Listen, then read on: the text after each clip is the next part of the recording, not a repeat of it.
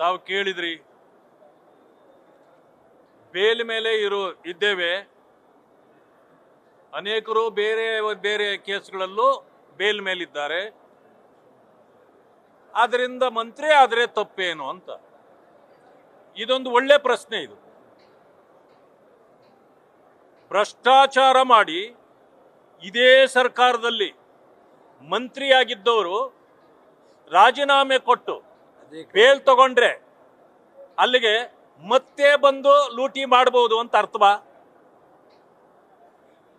ಯಾವುದಾದ್ರೂ ಕಾನೂನು ಈ ಕ್ರಮ ನಡೀತಾ ಇದೆ, ಈ ಮಧ್ಯದಲ್ಲಿ ಯಾವುದಾದ್ರೂ ಕೋರ್ಟಿಂದ ನಿಮಗೆ ಕ್ಲೀನ್ ಚಿಟ್ ಸಿಕ್ಕಿದ್ಯಾ?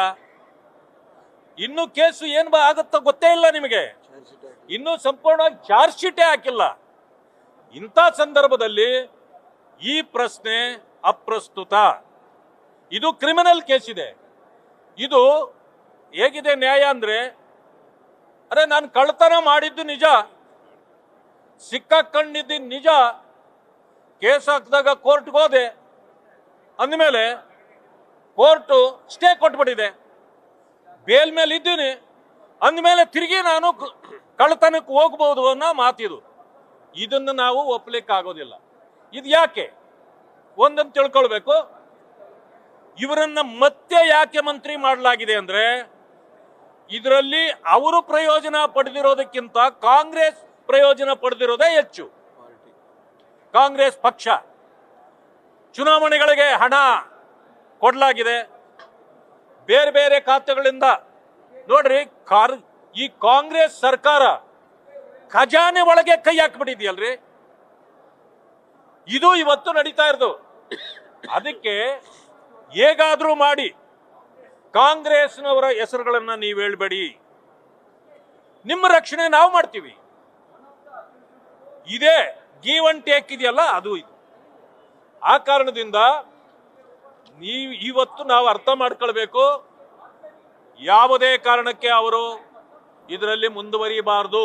ಯಾಕೆಂದ್ರೆ ಸಾಕ್ಷಿಗಳನ್ನು ನಾಶ ಮಾಡಲಿಕ್ಕೆ ಹೊರಟಿದ್ದಾರೆ. ಜೊತೆಗೆ ಕೋರ್ಟಿನ ಆದೇಶವನ್ನ ಉಲ್ಲಂಘಿಸಿ ಇವರು 2 ಬಾರಿ ದೆಹಲಿಗೆ ಹೋಗಿದ್ದಾರೆ. ರಾಜ್ಯ ಬಿಟ್ಟು ಹೋಗಬಾರದು ಅಂತ ಹೇಳಿ ಕೋರ್ಟ್ ಆದೇಶ ಇದ್ರು. ಅನೇಕ ಬಾರಿ ದೆಹಲಿಗೆ ಹೋಗಿದ್ದಾರೆ ಅನ್ನೋದು ಕೂಡ ಈಗಾಗಲೇ ಸೋಷಿಯಲ್ ಮೀಡಿಯಾಗಳಲ್ಲಿ ಹರಿದಾಡ್ತಿದೆ. ಅಂದ್ರೆ ಕೋರ್ಟಿನ ಆದೇಶಕ್ಕೂ ಬೆಲೆ ಇಲ್ಲ ಇವ್ರ ಹತ್ರ. ಅದಾದ ನಂತರ ಒಂದು ಅರ್ಜಿಯನ್ನು ಹಾಕೊಂಡು ಕೋರ್ಟ್ನಲ್ಲಿ ರಕ್ಷಣೆ ಕೇಳಿದ್ದಾರೆ. ಏನಂದ್ರೆ, ನಾನು ಮಂತ್ರಿಯಾಗಿದ್ದೇನೆ, ನನಗೆ ಎಲ್ಲ ಕಡೆಯಲ್ಲೂ ಹೋಗಬೇಕಾಗತ್ತೆ, ಅದರಿಂದ ನನಗೆ ರಿಲ್ಯಾಕ್ಸ್ ಕೊಡಿ ಅಂತ. ಅದರಿಂದ ಕೋರ್ಟ್ ಕೊಟ್ಟಿದೆ, ರಿಲ್ಯಾಕ್ಸೇಷನ್ ಆಮೇಲೆ ಕೊಟ್ಟಿದೆ.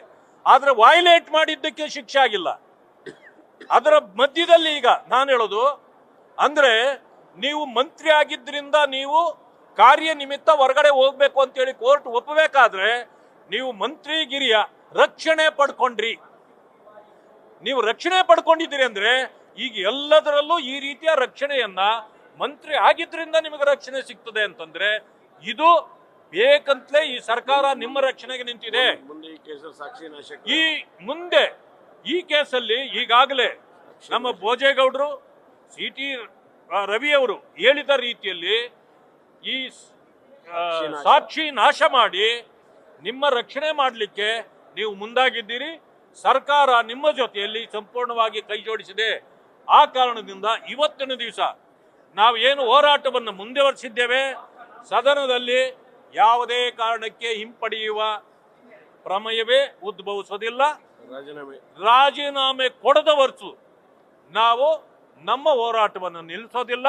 ರಾಜೀನಾಮೆ ಕೊಡಬೇಕು, ಆದ ನಂತರ ಸದನಕ್ಕೆ ನಾವು ಸಹಕಾರ ಕೊಡುವವರು ಇದ್ದೇವೆ. ಇದು ಒಂದು ವಿಷಯ ಆಯ್ತು. ಇನ್ನೊಂದು ವಿಷಯವನ್ನು ನಾವು ತಗೊಂಡ್ವಿ. ಸರ್ಕಾರವೇ ಮೈನಾರಿಟಿ ಅಂದ್ರೆ ಕ್ರೈಸ್ತ ಕುಟುಂಬದ 3ರನ್ನ ಕಾಡಿನೊಳಗೆ ಹೋಗಿದ್ರು ಅನ್ನೋ ಕಾರಣಕ್ಕೆ ಅವರನ್ನ ಗುಂಡಿಕ್ಕಿ ಕೊಲ್ಲಲಾಗಿದೆ. ಇದು ಸರ್ಕಾರವೇ ಮಾಡಿರ್ತಕ್ಕಂಥ ಕೊಲೆ. ಸರ್ಕಾರವೇ ಮಾಡಿ ಇವತ್ತು ಅದನ್ನ ತಾಲೂಕ್ ಮ್ಯಾಜಿಸ್ಟ್ರೇಟ್ ರಿಂದ ತನಿಖೆ ಮಾಡಿ ಅಂತ ಹೇಳಿದ್ದಾರೆ. ಅಂದ್ರೆ ದಾರಿ ತಪ್ಪಿಸುವ ಕೆಲಸವನ್ನು ಮಾಡ್ತಿದ್ದಾರೆ. ನಾವು ಇದನ್ನ ಜುಡಿಷಿಯಲ್ ಎನ್ಕ್ವೈರಿ ಕೊಡಬೇಕು ಅಂತೇಳಿ ಈಗಾಗಲೇ ಹೇಳಿದ್ದೇವೆ. ಸದನದಲ್ಲಿ ಸಭಾಪತಿಗಳು ನಮಗೆ ವಾಗ್ದಾನ ಮಾಡಿದ್ದಾರೆ. ಈಗ ಬಂದ ಮೇಲೆ 1 ಕೋಟಿ ರೂಪಾಯಿ ಒಬ್ಬೊಬ್ಬರಿಗೂ 3 ಜನರಿಗೆ 1 ಕೋಟಿ ರೂಪಾಯಿ ಕೊಡಬೇಕು. ಅವ್ರ ಮನೆಯಲ್ಲಿ ಇರ್ತಕ್ಕಂಥ ಯುವಕರಿಗೆ ಕೆಲಸ ಕೊಡಬೇಕು. ಜೊತೆಗೆ ಯಾರು ಈ ಅಧಿಕಾರಿಗಳಿದ್ದಾರೆ ಅವ್ರ ಮೇಲೆ ಈಗಾಗಲೇ FIR ಆಗಿದೆ. ತಕ್ಷಣ ಅವರೆಲ್ಲರನ್ನು ಬಂಧಿಸಬೇಕು. ಆ ಕುಟುಂಬಕ್ಕೆ ನ್ಯಾಯ ಕೊಡಿಸ್ಬೇಕು ಅಂತಕ್ಕಂಥದ್ದನ್ನು ಮಾಡಿ. ಮಾತೆತ್ತಿದ್ರೆ ಮೈನಾರಿಟಿ ಮೈನಾರಿಟಿ ಮೈನಾರಿಟಿ ಅಂತ ಮಾತಾಡ್ತಕ್ಕಂಥ ಸರ್ಕಾರ ಇದೇನಾ? ನೀವು ಮೈನಾರಿಟಿ ಅವರಿಗೆ ಕೊಡ್ತಕ್ಕಂಥ ಗೌರವ, ರಕ್ಷಣೆ? ಈ ಎಲ್ಲ ಕಾರಣಗಳಿಂದ ನಾವು ಯಾವುದೇ ಕಾರಣಕ್ಕೂ ಈ ನಮ್ಮ ಹೋರಾಟವನ್ನು ನಿಲ್ಲಿಸೋದಿಲ್ಲ. ಸರ್ಕಾರ ಏನಾದರೂ ಅವ್ರಿಗೆ ನ್ಯಾಯ ಕೊಡೋದ್ರಲ್ಲಿ ಹಿಂದೆ ಮುಂದೆ ಮಾಡಿದ್ರೆ ಅದನ್ನು ಹೋರಾಟ ಮಾಡ್ತೇವೆ, ಬಿಡೋದಿಲ್ಲ. ಈಗ ನಾಗೇಂದ್ರ ಅವರು ರಾಜೀನಾಮೆ ಕೊಡದ ಹೊರತು ನಾವು ನಮ್ಮ ಹೋರಾಟವನ್ನು ನಿಲ್ಲಿಸೋದಿಲ್ಲ. ಇದು ಸದನದ ಒಳಗೂ ಮತ್ತು ಹೊರಗೂ ಕೂಡ ಮುಂದುವರಿಯುತ್ತದೆ ಅಂತಕ್ಕಂಥ ಮಾತನ್ನು ಹೇಳಲಿಕ್ಕೆ ಬಯಸ್ತೇನೆ. ನ್ಯೂಸ್ ಫಸ್ಟ್ ನಿರ್ಭೀತಿಯಿಂದ ನಿಮ್ಮ ಪರವಾಗಿ.